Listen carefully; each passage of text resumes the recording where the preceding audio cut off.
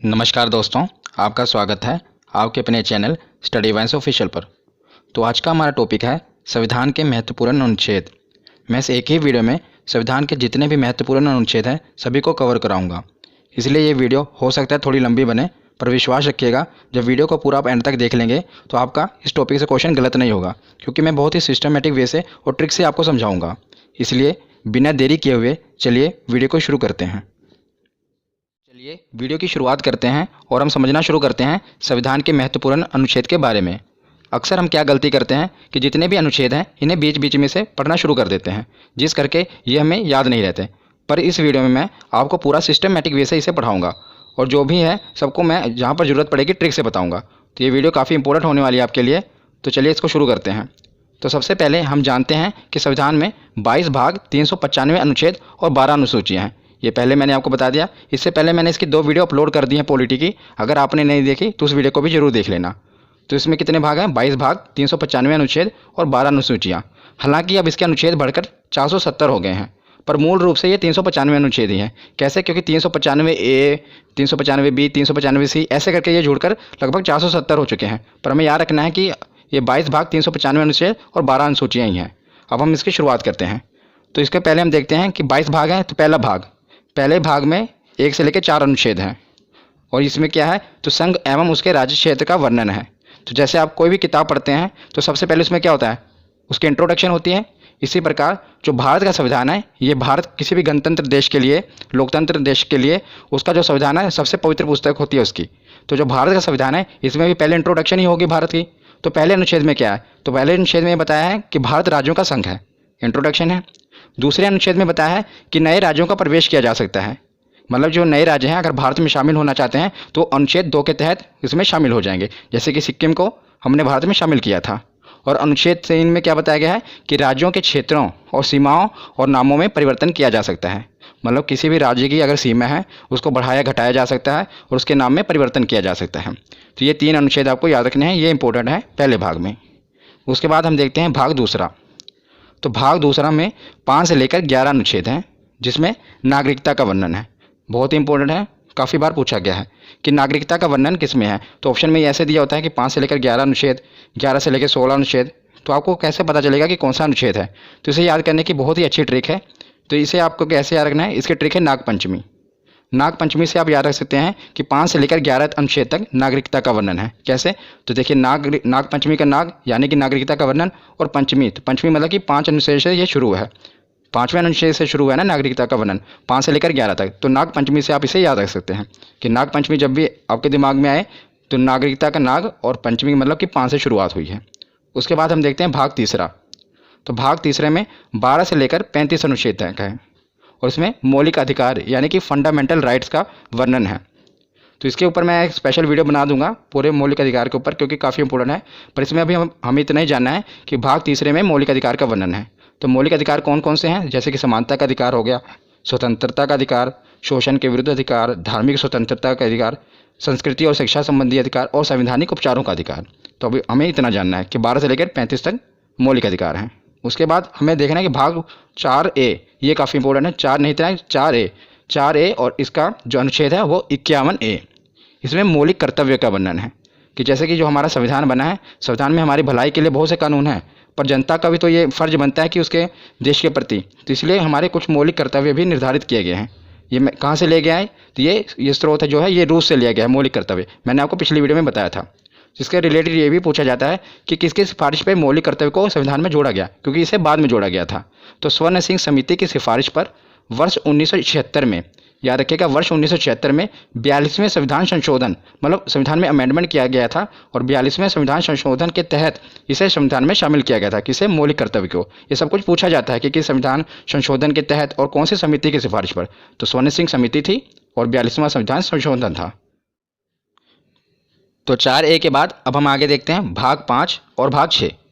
इसको साथ ही साथ याद करेंगे, क्योंकि साथ ही साथ इसको आप याद करोगे तो बहुत ही आसानी से याद हो जाएगा। मैं ट्रिक से आपको बताऊंगा। तो भाग 5 में है 52 से लेकर 151 अनुच्छेद और भाग 6 में है 152 से लेकर 237 अनुच्छेद। ये आपको नहीं भी पता होगा तो काम चल जाएगा, क्योंकि मेन क्या पूछा जाता है मैं आगे आपको बताता हूँ। तो भाग 5 में मेनली है राष्ट्रपति के बारे में बताया गया है और भाग 6 में राज्यपाल, क्योंकि दोनों एक ही जैसे हैं केंद्र में जो भूमिका राष्ट्रपति की होती है वही किसी भी राज्य में भूमिका राज्यपाल की होती है। इसलिए मैं इसको साथ साथ कवर कर रहा हूँ, क्योंकि इस तरह आप पढ़ेंगे तो आपको ज़्यादा देर तक याद रहेगा। तो राष्ट्रपति का सबसे ज़्यादा इंपॉर्टेंट अनुच्छेद 52, इतनी बार एग्जाम में पूछा गया, हर बार शिफ्ट में पूछा ही जाता है कि राष्ट्रपति का पद किस अनुच्छेद में वर्णन है, तो अनुच्छेद 52 में। तो इसको आप याद कैसे करेंगे, तो मैं इसको आपको याद करने का तरीका बताता हूँ। तो इसको याद करने की एक ट्रिक है, देखिए अगर आप कोई चीज़ इमेज से याद करते हैं ना तो वो आपके माइंड में ज़्यादा देर तक रहती है, सब कॉन्शियस माइंड में आपके बैठ जाती है और वो चीज़ आप ज़्यादा देर तक याद रख सकते हैं। इसलिए मैं आपको इसे इमेज से याद कराऊंगा। तो आप देख रहे हैं ना अनुच्छेद 52 है, इसी डिजिट से हमें याद होगा राष्ट्रपति पद के बारे में।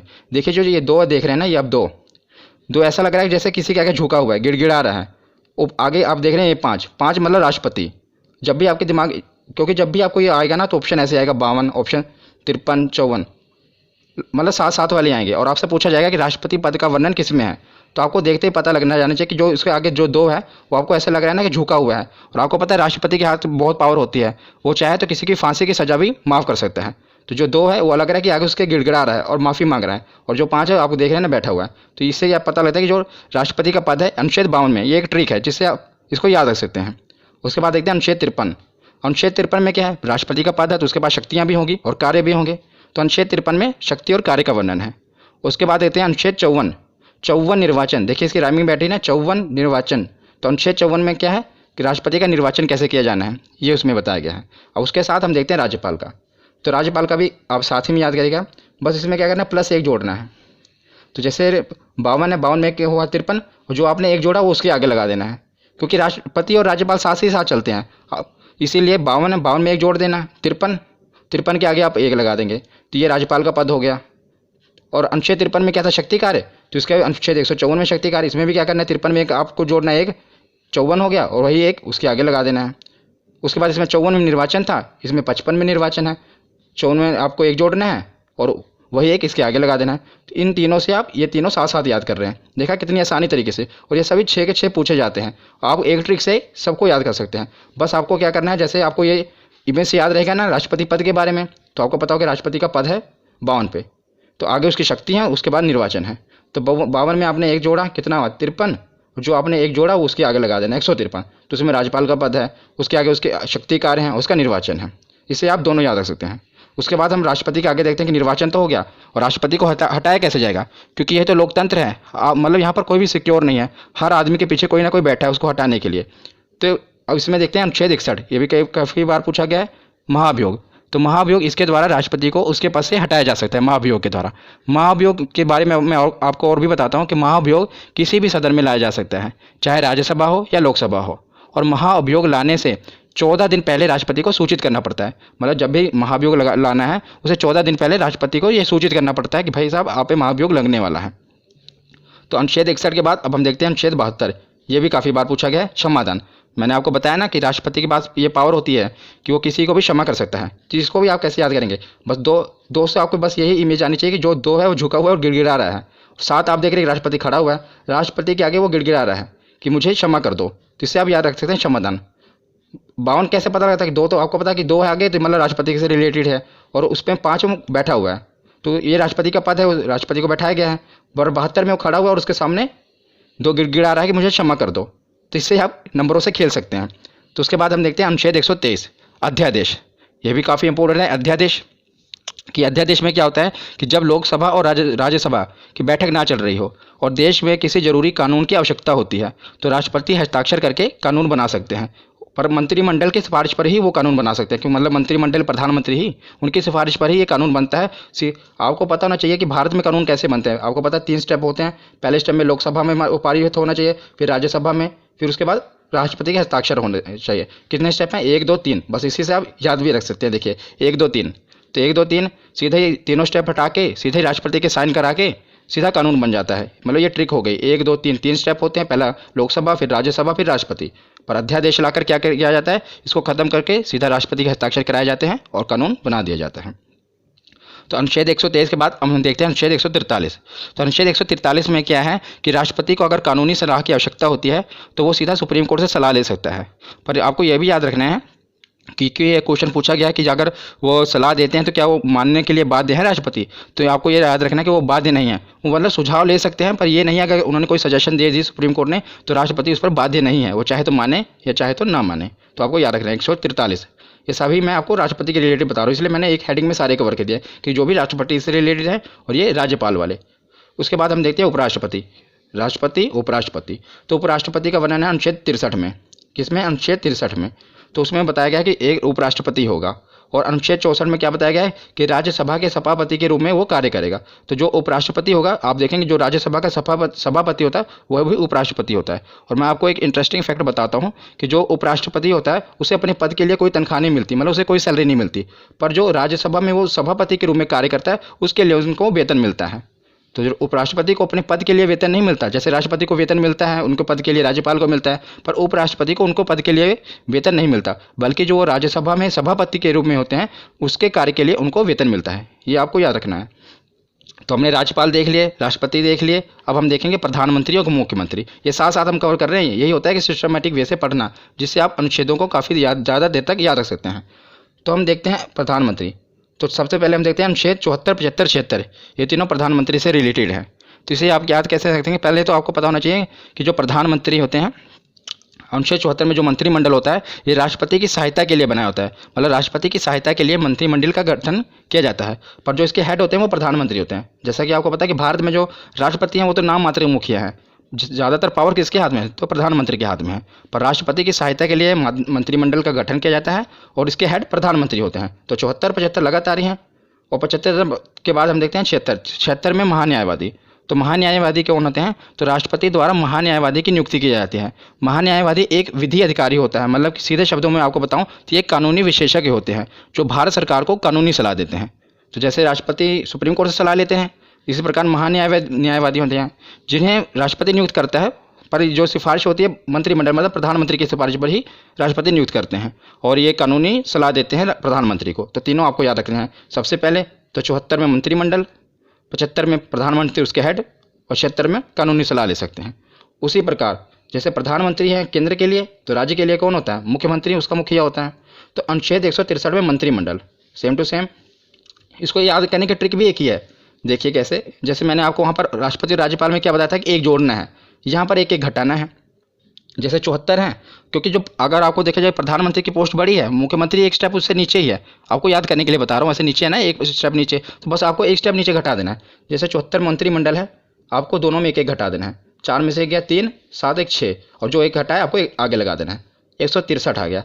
ऐसे आगे 75 में भी करना है तो 164 आ जाएगा, 76 में भी करोगे तो 165। मतलब इन तीनों से आप इन तीनों को याद कर सकते हैं। जैसे राष्ट्रपति के राज्यपाल याद कर लिया, प्रधानमंत्री का याद किया तो मुख्यमंत्री का याद कर लिया। तो तीनों साथ साथ ही हैं। मंत्रिमंडल इसमें 74 में है, अनुच्छेद 163 में मंत्रिमंडल है, इसमें 75 में प्रधानमंत्री हैं, तो 164 में मुख्यमंत्री हैं, और 76 में महान्यायवादी हैं, तो 165 में महाधिवक्ता। मुख्यमंत्री के लिए महाधिवक्ता होता है, जो काम मतलब कि महान्यायवादी प्रधानमंत्री के लिए करता है वही काम महाधिवक्ता मुख्यमंत्री के लिए करता है। और जो महाधिवक्ता है इनकी नियुक्ति कौन करेगा? तो जैसे वहाँ पर राष्ट्रपति करते हैं तो यहाँ पर राज्यपाल करेंगे। तो एक ही ट्रिक से आप इन 6 को याद कर सकते हैं। तो प्रधानमंत्री और मुख्यमंत्री तो हमने देख लिए।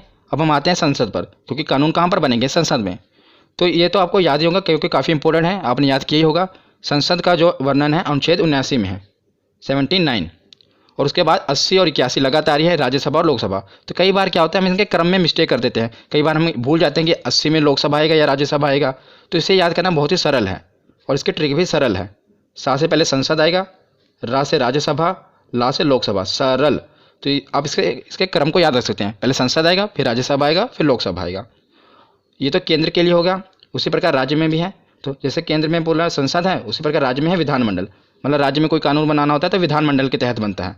तो विधानमंडल, और विधानमंडल में क्या होता है? विधानसभा और विधान परिषद। ज़्यादातर विधानसभाएं होती हैं और बस केवल 6 राज्य ही हैं जहाँ पर विधान परिषद है। मैं आपको बताऊँगा, ज़्यादातर हर जगह मतलब ज़्यादातर राज्यों में विधानसभा है। तो इसे आप याद कैसे करेंगे? जैसे हमने प्रधानमंत्री मुख्यमंत्री को किया, मतलब प्रधानमंत्री एक स्टेप ऊपर होता है, मुख्यमंत्री नीचे। उसी प्रकार केंद्र तो ऊपर है ना और राज्य नीचे। तो इसको भी ऐसे, मतलब टिक बता रहा हूँ आपको, तो इसको भी ऐसे ही घटाना है। 79 है, आपको एक एक घटा देना है। कितना? 9 में से गए 1, 8, और 7 में से गए 6, और जो एक घटा है एक आगे लगा देना है। तो 168, वहाँ पर संसद, यहाँ पर 168। एक ही ट्रिक से देखो आप सब याद कर रहे हैं, संसद का वर्णन और यहाँ पर विधानमंडल में।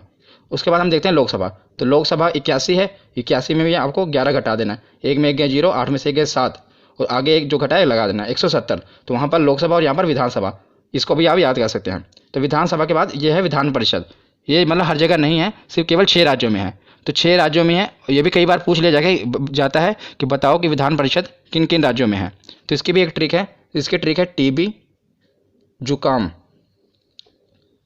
क्या? टीबी और जुकाम। इससे आप याद रख सकते हैं कि कहाँ कहाँ पर विधान परिषद है। टी से जैसे हो गया तेलंगाना, बी से हो गया बिहार, तेलंगाना और बिहार। जैसे जम्मू कश्मीर, तो ये जम्मू कश्मीर पहले था, लेकिन अब जब से ये केंद्र शासित प्रदेश बन गया है तो यहाँ पर विधान परिषद खत्म कर दी गई है। और ये पूछा जाता है कि किस राज्य में विधान परिषद खत्म कर दिया गया है, तो याद रखिएगा अब तो केंद्र शासित बन गया ना, तो जम्मू कश्मीर में। तो ये आप ट्रिक है, इसलिए मैंने आपको पूरा बता दिया, पर आपको ये भी याद होना चाहिए कि जे अब खत्म हो चुका है। यू से उत्तर प्रदेश, के से कर्नाटक, ए से आंध्र प्रदेश और एम से महाराष्ट्र। आंध्र प्रदेश भी अब जो है अपनी विधानसभा में उसने ये प्रस्ताव पारित किया है कि हमारे यहाँ विधान परिषद को खत्म कर दिया जाए, पर अभी वर्तमान में खत्म नहीं हुई है। तो कि 6 राज्यों में अभी भी है, पहले तेलंगाना, बी से बिहार, जम्मू कश्मीर खत्म हो गया, तो 1 2, यू से उत्तर प्रदेश 3, के से कर्नाटक 4, ए से आंध्र प्रदेश 5 और एम से महाराष्ट्र 6। तो मैंने आपको विधान परिषद भी बता दिए क्योंकि ये भी पूछे जाते हैं। तो हमने संसद को भी कवर कर लिया ट्रिक से, और विधानमंडल, विधानसभा और विधान परिषद को भी कवर कर लिया। तो संसद के कुछ और भी अनुच्छेद हैं जो पूछे जाते हैं, मैंने साथ ही कवर कर दिए, उसे भी देख लेते हैं। तो हम आते हैं अनुच्छेद 100 पे। कई बार पूछा गया अनुच्छेद 100 में किसका वर्णन है? निर्णायक मत। निर्णायक मत क्या होता है कि मतलब कि अगर यदि लोकसभा में किसी मुद्दे पर वोटिंग हो रही है और जो वोटिंग है वो बराबर हो जाए, यानी कि निर्णय ना हो पा रहा हो, तो उस समय क्या होता है कि अध्यक्ष महोदय अपना निर्णायक मत देंगे। तो अध्यक्ष महोदय जिस पे अपना मत दे देंगे उसे ही पारित कर लिया जाएगा। मान लीजिए कि वो हाँ के पक्ष में अपनी वोट दे रहे हैं तो कानून को पारित कर दिया जाएगा, ना के पक्ष में अपनी वोट दे रहे हैं तो कानून को पारित नहीं किया जाएगा। मतलब जबकि इसको याद रखना भी आसान है। देखिए 100 है ना, मतलब जब भी 50-50 बात आ जाए कि ना कानून का निर्णय ना हो पा रहा, 50-50 बात आ जाए, 50-50 होते हैं, तो एक वोट जो वहाँ पर अध्यक्ष महोदय हैं उनका निर्णायक मत माना जाएगा। तो अनुच्छेद 100 में निर्णायक मत का वर्णन है। 100 के बाद देखते हैं अनुच्छेद 108। तो अनुच्छेद 108 में संयुक्त अधिवेशन। अधिवेशन कब बुलाया जाता है मैं आपको बताता हूँ। मान लीजिए लोकसभा में कोई चीज़ पे बिल पर बहस चल रही है और कोई निर्णय नहीं लिया जा पा रहा है, तो क्या किया जाता है कि लोकसभा में बिल अटका पड़ा है और राज्यसभा में भी अभी पहुंचा नहीं, तो लोकसभा और राज्यसभा के दोनों की संयुक्त अधिवेशन बुलाया जाता है। ये राष्ट्रपति बुलाते हैं जब वो बहुत ही मतलब जरूरी हो कानून बनाना, तो लोकसभा और राज्यसभा दोनों को बुलाया जाता है, इसलिए संयुक्त अधिवेशन किसमें है? 108 में। उसके बाद देखते हैं अनुच्छेद 110 और अनुच्छेद 117 दोनों आपको याद रखने हैं। 110 में धन अधिवेशन और 117 में वित्त विधेयक। इसको धन विधेयक भी कहते हैं, धन विधेयक और वित्त विधेयक। ये काफ़ी कन्फ्यूजिंग है, धन विधेयक और वित्त विधेयक कई बार पूछे गए हैं। मतलब इसका पूछा क्या जाता है, इसकी डेफिनेशन पूछी जाती है, इसमें होता क्या है ये भी पूछा जाता है कि 10 में क्या है। पहले तो आप याद रखें 10 और धन। 110 में धन अधिवेशन और 117 में विधेयक, धन विधेयक और वित्त विधेयक। तो धन विधेयक क्या होता है, सरल भाषा में आपको बताता हूँ कि सरकार की धन लाने की प्रक्रिया को धन विधेयक कहते हैं। मतलब सरकार की धन जुटाने की प्रक्रिया को धन विधेयक कहते हैं और जुटाए हुए धन को विकास पर खर्च करने की प्रक्रिया को वित्त विधेयक कहते हैं। ये सरल शब्दों में है। और अब मैं आपको थोड़ा और इसको डिफाइन करूं तो जैसे आपको पता है विधेयक 2 प्रकार के होते हैं, धन विधेयक और वित्त विधेयक। धन विधेयक सबसे पहले लोकसभा में प्रस्तुत किया जाता है, ये आपको याद रखना है कि सबसे पहले से कहाँ प्रस्तुत किया जाता है, लोकसभा में प्रस्तुत किया जाता है। और धन विधेयक होता क्या है, जब सरकार को टैक्स से रिलेटेड कोई बिल लाना है, मतलब टैक्स घटाना है बढ़ाना है, तो उसे धन विधेयक कहेंगे। और सरकार को बोरोइंग यानी कि कर्ज लेना है, तो जो बिल होगा, जो कर्ज लेने के लिए जो बिल पेश किया जाएगा उसे धन विधेयक कहेंगे। मतलब धन जुटाना ही है ना, बोरोइंग करना, कर्ज लेना है। और जो उस कर्ज लिए हुए धन को, मतलब जो भी सरकार ने धन जुटाया है उसको खर्चा करना है, पुल बनाना है, सड़कें बनानी है, तो वो वित्त विधेयक में होगा। तो याद रखिएगा धन विधेयक और वित्त विधेयक ये दोनों साथ साथ हैं। 110 में धन विधेयक है और 117 में वित्त विधेयक है। उसके बाद हम देखते हैं 112 बजट। 12 देखिए, इसको राइमिंग से आप याद सकते हैं, 12 बजट 2 बार बोलेंगे, याद रखेगा। अनुच्छेद 112 बजट। ये भी आपको बजट पता ही होगा कि एक साल का पूरा मतलब जो लेखा जोखा होता है सरकार की, यहाँ पर खर्च करेगी, कहाँ से इनकम आएगी, सब बजट में पेश किया जाता है। मतलब उसमें और 112 के बाद है अनुच्छेद 116। तो जब सरकार बजट पेश करती है तो कई कुछ खर्चे उसमें रह जाते हैं, जो कुछ खर्चों का वर्णन है फिर सरकार बाद में क्या कहते हैं, ये तो नहीं करेगी, बाद में 1 साल के बाद फिर बजट आएगा तब पेश करेगी। बीच में बजट से नहीं होता, उसके बीच में ही अलग से बिल के रूप में लाकर संक्षेप में एक बिल पास करा लिया जाता है, जिसे लेखानुदान कहते हैं। तो इस पहले बजट पेश होगा, बजट में अगर मतलब कुछ रह गया, कुछ खर्चे का वर्णन नहीं है, तो लेखानुदान में अनुच्छेद 116। तो आपको ये याद रखना है। उसके बाद हम देखते हैं, अब हमने प्रधानमंत्री, मुख्यमंत्री, राज्यपाल, उपराज्यपाल सब कवर कर लिए। अब हम आते हैं सुप्रीम कोर्ट, हाई कोर्ट पर। संसद भी हो गया कवर। इस प्रकार आपको पढ़ते जाना क्रम वाइज, इससे आपको याद रहेंगे। अब सुप्रीम कोर्ट और हाई कोर्ट को देखते हैं। तो 124 में सुप्रीम कोर्ट का गठन होगा और 131 में सुप्रीम कोर्ट के अधिकार हैं। तो 124 में क्या है, सुप्रीम कोर्ट का गठन होगा भारत में, और 131 में सुप्रीम कोर्ट के अधिकार हैं, और 148 में CAG की नियुक्ति। तीनों आपको याद रखने हैं, तीनों सुप्रीम कोर्ट से रिलेटेड मैंने पहले उठाए हैं। 124, 131 और 148। पहले सुप्रीम कोर्ट का गठन होगा। 131 में बताया कि सुप्रीम कोर्ट की क्या पावर है, कहाँ कहाँ उसका अधिकार क्षेत्र है। और 148 में है कि क्या की नियुक्ति। तो क्या क्या होता है, क्या की फुल फॉर्म है कंट्रोलर एंड ऑडिटर जनरल, और इसकी नियुक्ति भी राष्ट्रपति द्वारा ही की जाती है। इनका काम क्या है कि सरकार द्वारा जो भी खर्चा किया गया, व्यय किया गया है, उसका लेखा जोखा करना है कि सरकार ने जो खर्चा किया, जो घोटाले वगैरह होते हैं कहाँ से पता चलते हैं, वो कैग की रिपोर्ट से ही पता चलता है। जैसे 2G घोटाला होगा, जो भी घोटाले, स्पेक्ट्रम घोटाला हुआ, ये कैग ही रिपोर्ट अपनी पेश करती है, उसी द्वारा ये सब उजागर होता है कि कहाँ पर कितना घोटाला हुआ। तो और इस समय अगर मैं आपसे पूछूं कि क्या कौन है, हमारे कंट्रोलर और ऑडिटर जनरल कौन है, तो गिरीश चंद्र मुर्मू जी हैं क्या, ये भी याद रखना। उसके बाद हम देखते हैं, हमने सुप्रीम कोर्ट देख लिया, 1, 2, 4 और 2, 1, 4 हाई कोर्ट है, 1, 2, 4 सुप्रीम कोर्ट है और 2, 1, 4 ऐसे आप पढ़ेंगे तो याद रहेगा। 2-3 बार वीडियो को देख लेना, आपको पूरा कभी भूलेगा नहीं। तो अनुच्छेद 2, 1, 4 क्या है कि इसमें बताया गया कि राज्य में एक हाई कोर्ट जरूर होगा। और अनुच्छेद 2, 1, 6 में बताया गया है कि हाई कोर्ट का गठन करना है। पहले बताया कि राज्यों के लिए हाई कोर्ट होगा, और इसमें 216 में क्या है कि हाई कोर्ट का गठन करना है, कैसे होगा वो बताया गया है। तो हमने सुप्रीम कोर्ट और हाई कोर्ट देख लिया। अब हम देखते हैं, एक मैंने हेड बनाया केंद्र राज्य संबंध। इसमें जितने भी अनुच्छेद हैं ये काफ़ी इंपॉर्टेंट हैं, ये अलग से पूछे जाते हैं। आपको पहले 2-2 करके याद रखना है। 249, 250। तो 249 में क्या है कि राज्य सूची विषय पर कानून बनाने की शक्ति। तो राज्य सूची विषय क्या होता है, मैं आपको बताता हूँ कि राज्य सूची मतलब है कि वह विषय जिस पर राज्य कानून बनाता है। राज्य सूची विषय, कुछ विषय होते हैं ना जिस पर सिर्फ राज्य कानून बना सकता है, कुछ पर सिर्फ केंद्र कानून बना सकता है। पर जो राज्य सूची विषय है इसमें सिर्फ राज्य कानून बनाता है, पर और मतलब कि विधानमंडल में कानून बनता है, वहाँ यहाँ केंद्र द्वारा बनाया गया संसद में बनता है, और मतलब राज्य का विधानमंडल में बनता है। पर कुछ विषय हैं जिस पर संसद भी कानून बना सकती है, उसे अनुच्छेद 249 में रखा गया है कि जो कुछ विषय हैं जिस पर क्या है केंद्र भी कानून बना सकते हैं। और 250 में क्या है कि आपातकाल के दौरान, जब आपातकाल इमरजेंसी लग जाए, उस दौरान भी राज्य सूची के कुछ विषयों पर कानून बनाने की शक्ति केंद्र के पास है। तो दोनों याद रखिएगा, 249 और 250। 250 में आपातकाल के दौरान और 249 मतलब नॉर्मल टाइम पे। उसके बाद देखते हैं 262। कई बार ये पूछा गया है, नदी जल विवाद। नदी जल विवाद का वर्णन किसमें, 262।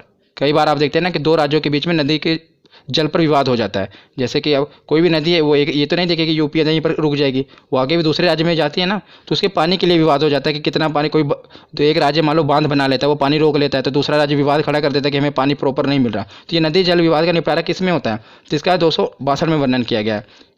कौन सा अनुच्छेद है, 262।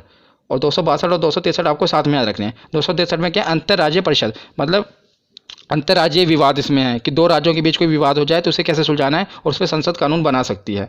याद रखना, इसमें भी संसद कानून बना सकती है। तो 262 में नदी जल विवाद है और 263 में अंतर्राज्यीय परिषद है। उसके बाद आते हैं 280, ये भी काफ़ी इंपॉर्टेंट है, वित्त आयोग। तो 280 में क्या है, वित्त आयोग है। तो वित्त आयोग का काम क्या है, केंद्र और राज्यों के बीच जो कर का वितरण करना है, जो टैक्स है उसका वितरण करना है केंद्र और राज्य के बीच में। इसमें 15वां वित्त आयोग चल रहा है, याद रखिएगा। और जो 15वें वित्त आयोग है, इसके अध्यक्ष कौन है, तो इसके अध्यक्ष हैं NK सिंह। इंपॉर्टेंट है, याद रखिएगा। जो वित्त आयोग है इसके अध्यक्ष कौन है, तो NK सिंह है, और 15वां वित्त आयोग है। उसके बाद हम चलते हैं 312। तो 312 अनुच्छेद में क्या है, आर्टिकल में अखिल भारतीय सेवा। अखिल भारतीय सेवा का दिन क्या क्या आता है, आपको पता होगा, 3 चीज़ें आते हैं, एक IAS, एक IPS और एक IAFS। और ज़्यादा जोर देना IAFS पे, क्योंकि यहीं पर आपसे गलती होगी। क्या गलती होगी, क्वेश्चन ये आया था कि अखिल भारतीय सेवा में निम्नलिखित कौन सी सेवाएं आती हैं। तो आपको 4 ऑप्शन दिए हैं, एक IAS, एक IPS, एक IAFS, और IAFS 2 बार दिया होगा, मतलब फुल फॉर्म दी होगी। एक IAFS की फुल फॉर्म होती है इंडियन फॉरेस्ट सर्विस, और एक होती है इंडियन फॉरेन सर्विस। तो याद रखिएगा, जो ये वाला IAFS है उसमें है इंडियन फॉरेस्ट सर्विस, कौन सा, वन विभाग वाला। तो यह बहुत इंपॉर्टेंट है, क्वेश्चन भी पूछा गया, इसलिए मैं आपको बता रहा हूँ कि जो अखिल भारतीय सेवा में ये जो IAFS आ रहा है, ये इंडियन फॉरेस्ट सर्विस वाला है, ना कि फॉरेन सर्विस वाला, ये आप याद रखिएगा। उसके बाद आते हैं 315। तो संघ एवं राज्य के लिए लोक सेवा आयोग, मतलब कि जो UPSC के एग्जाम होते हैं, आपको पता नहीं UPSC का वर्णन किस में है, 315 में। राज्य संघ के लिए मतलब केंद्र के लिए, और राज्य के लिए PCS, कई राज्यों में इसका PSC भी कहा जाता है और PCS। तो इसका वर्णन कहाँ पर है, अनुच्छेद 315 में। 312 में अखिल भारतीय सेवा, जिसमें 3 सेवाएं आती हैं, और 315 में UPSC का। तो केंद्र और राज्य के बाद अब हम आते हैं, हमने संसद भी देख लिया, प्रधानमंत्री, मुख्यमंत्री सब कुछ हो गए। अब आते हैं निर्वाचन में, मतलब चुनाव भी तो होने जरूरी है, तभी तो सब चुने जाएंगे। तो निर्वाचन आयोग, तो अनुच्छेद 324 के तहत निर्वाचन आयोग का गठन किया गया, इलेक्शन कमीशन का, किसके तहत, 324। तो उसके बाद आते हैं राजभाषा, और अनुच्छेद 343 के तहत हिंदी हमारी राज्य भाषा है। याद रखिएगा, राज्य भाषा कहा है मैंने, राष्ट्रभाषा नहीं। अनुच्छेद 343 के तहत हिंदी जो हमारी है राजभाषा है। और कौन सी लिपि, तो देवनागरी लिपि है। उसके बाद ये है सबसे मोस्ट इंपॉर्टेंट, आपातकाल। हर बार पूछे जाते हैं एग्जाम में, और तीनों याद करने भी बहुत ही सरल हैं। 352, उसमें 4 जोड़ा 356, उसमें 4 जोड़ा 360, 52 4 56 4 60। तो 352 में क्या है, राष्ट्रीय आपातकाल। तो 352 में क्या है, राष्ट्रीय आपातकाल। जब देश में राष्ट्रीय आपातकाल कब लगता है, जब देश में दूसरे देश से युद्ध हो जाए और या कोई आंतरिक विद्रोह हो जाए, पूरे अपने भारत में देश में आंतरिक विद्रोह बड़े पैमाने पर हो जाए, तब राष्ट्रीय आपातकाल लगा दिया जाता है। इंदिरा गांधी के समय भी लगा था, इमरजेंसी लगी थी ना। तो जब देश में दूसरे देश से या तो युद्ध हो रहा हो, जैसे चाइना के साथ युद्ध हो, उस समय इमरजेंसी लगी थी, या पूरा आंतरिक विद्रोह हो गया हो बड़े पैमाने पर, तब राष्ट्रीय आपातकाल लगता है। और 352 के बाद 356 में क्या है, राष्ट्रपति शासन। जब किसी राज्य की मतलब संसदीय व्यवस्था पूरी तरह खत्म हो जाए तो वहाँ पर राष्ट्रपति शासन लग जाता है। और किसी राज्य की सरकार भी गिर जाए और जब तक चुनाव ना, तब भी आपको पता है राष्ट्रपति शासन लगा दिया जाता है। तो 52 में राष्ट्रीय आपातकाल पूरे भारत में, और 56 में राष्ट्रपति शासन। और 56 के बाद आता है 360, वित्तीय आपातकाल। तो वित्तीय आपातकाल क्या है, जब देश की इकोनॉमिकल कंडीशन, आर्थिक जो व्यवस्था है बहुत ख़राब हो जाए, तब वित्तीय आपातकाल लग जाता है। पर याद रखिएगा, अभी तक भारत में एक बार भी वित्तीय आपातकाल नहीं लगा है। तो आपसे एक क्वेश्चन पूछा जा सकता है कि बताइए कि निम्नलिखित में से कौन सा आपातकाल अभी तक नहीं लगा है। तो याद रखिएगा 360 में जो है वित्तीय आपातकाल भारत में अभी तक नहीं लगा है। राष्ट्रपति शासन तो बहुत बार लग चुका है और राष्ट्रीय आपातकाल भी लग चुका है, लेकिन अभी तक वित्तीय आपातकाल नहीं लगा है। उसके बाद हम सकते हैं कि संविधान तो बन गया, लेकिन संविधान में संशोधन भी होना जरूरी है कि नए, अगर मान लो कोई बदलाव करना है, वो भी तो जरूरी है। और मैंने पिछली वीडियो में जो संविधान के स्रोत हैं, मतलब कहाँ कहाँ से संविधान लिया गया है, पूरा स्पेशल आपको ये बताया कि जो संविधान का संशोधन है कहाँ से लिया गया था, आपको याद होगा। तो अगर आपने पिछली वीडियो देखी होगी तो साउथ अफ्रीका से लिया गया था कि संविधान में संशोधन किया जाना है। तो आपने अगर वो वीडियो नहीं देखी तो देख लेना। तो अनुच्छेद 368 में है कि संविधान में संशोधन किया जा सकता है। इसका वर्णन किस में है, अनुच्छेद 368, 326 628 368 में। अब कुछ लास्ट बच्चे हैं, अन्य महत्वपूर्ण है, इससे भी हम पढ़ लेते हैं क्योंकि बाकी सब हेड के अंदर थे। मैंने राष्ट्रपति के अंदर कुछ था, कुछ मुख्यमंत्री के, ये कुछ बचे हुए थे और ये पूछे गए, इसलिए मैंने इसे अलग से कवर कर लिया। बस लास्ट ही है। तो अनुच्छेद 17 में है अस्पृश्यता का अंत, मतलब कि छुआछूत का अंत। ये किसमें है, अनुच्छेद 17 में, आर्टिकल 17। उसके बाद आता है अनुच्छेद 29। तो 29 में क्या है, अल्पसंख्यक हितों का संरक्षण। काफ़ी बार पूछा गया है कि प्रोटेक्शन ऑफ माइनॉरिटी, अल्पसंख्यक हितों का संरक्षण किसमें है, तो अनुच्छेद 29 में है। तो इसे आप कैसे याद रख सकते हैं, बस उन्हीं नंबरों से खेलिए। 29 धोगी में तो मैंने आपके दिमाग में फिट कर दी, क्या है कि आदमी गिड़गिड़ा रहा है, झुका हुआ है। देखिए, जब तक अल्पसंख्यक थे पहले उनके लिए कोई कानून नहीं था, बेचारे झुके हुए थे। तो जैसे उनके लिए कानून आया वो खड़े हो गए थे। नो क्या बता रहा है आपको कि वो पूरा एकदम सीना तान के खड़ा है, पहले गिड़गिड़ा रहे थे। तो ये इससे मतलब अनुच्छेद जो 29 है अल्पसंख्यक के हितों का संरक्षण करने के लिए है। नंबर से आप खेलिए, इससे आपको याद रहेगा। 29 के बाद देखते हैं अनुच्छेद 40। 40 में क्या है कि पंचायत राज प्रणाली, इसका वर्णन अनुच्छेद 40 में है। अब लास्ट में देखते हैं अनुच्छेद 32, मोस्ट इंपॉर्टेंट है।